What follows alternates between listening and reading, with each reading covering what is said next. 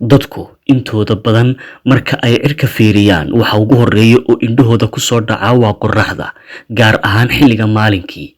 taasi oo laga yaabo cirku inuusan maalintaasi u lahayn wax daruuro ah, balse xoga yaab leh oo qorraxda la xidhiidha oo kaa qarsoon ayaa jira. dad badan ayaa aaminsan in qorraxdu soo baxdo oo ay dhacdo, taas oo ah qorrax ka soo baxa iyo qorrax u dhaca. laakiin dhab ahaantii waxaa la sheegaa in qorraxdu soo baxdo aroorta hore, haddii meeraha dhulku u leexdana qorraxdu ay isbedesho. ku soo dhawaada xubinteenna maanta. magacaygu waa Cali Ibraahim.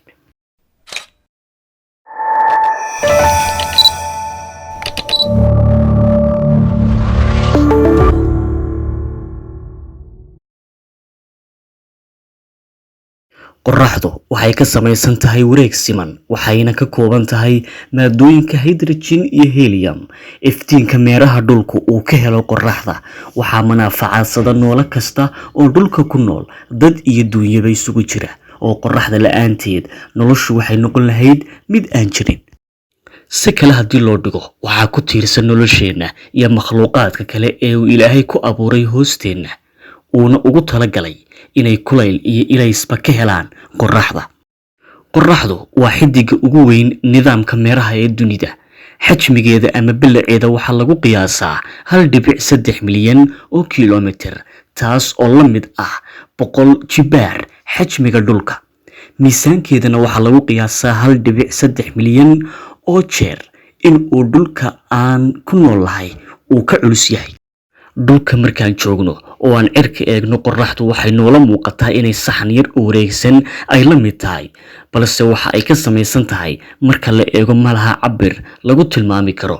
shucaaca dabka qorraxda ka soo baxa waxa uu gaari karaa 160,000 oo digrii Celsius darajada cabirka heerkulka, iyo fogaan ka badan 160,000 ilaa 300,000 oo kiiloomitir oo laba jibaaran.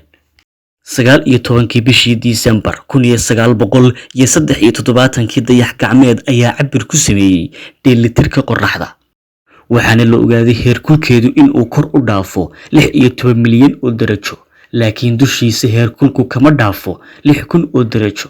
taasi waxay keentay iftiinkiisu 400,000 oo jeer inuu ka iftiimo dayaxa, inkastoo dayaxu jirkiisa ka helo iftiin.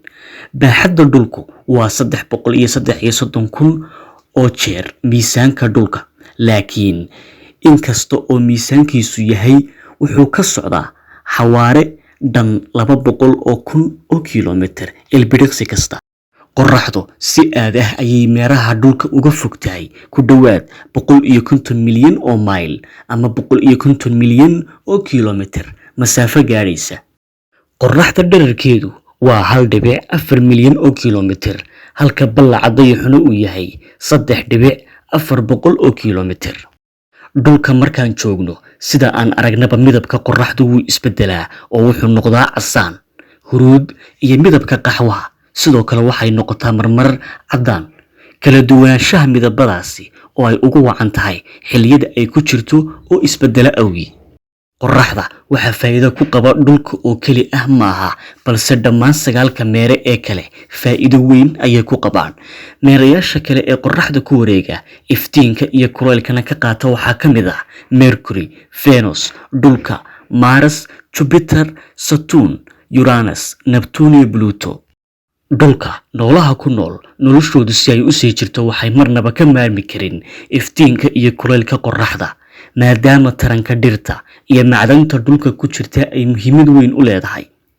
xataa ilayska dayaxa oo faa'iidooyinkiisa leh wuxuu ka yimaadaa qorraxda, uuna iftiimiyaa habeenkii, wuxuuna xisaabayaa sidoo kale isla socodkiisa sida ay qorraxduba u xisaabiso socodkeeda.